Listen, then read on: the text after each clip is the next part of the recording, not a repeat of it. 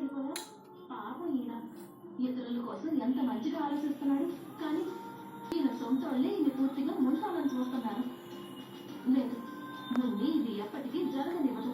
నాకు తెలియకుండా జరిగితే నాకేమీ బాధ ఉండదు. కానీ నా కళ్ళ ముందు జరుగుతుంటే ఎలా చూస్తూ ఊరుకోను? ఈయన చెల్లెలు ఇంకా అది కలిసి రండి. ఎలాంటి ప్లాన్ చేస్తున్నారో ఆయనకి చెప్పాలి. బుజ్జి చూడు, నేను ఒక చోటుకి వెళ్ళాలి. ఈ రౌండ్ చూడు, ఆ డాక్టర్ శ్రీలకి నేను చెప్తాను.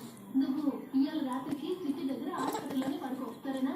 నువ్వు నా గురించి సిటీలు పడుకో. చిట్టిని జాగ్రత్తగా చూసుకుంటాను. నువ్వు డబ్బులు తీసుకోవడానికి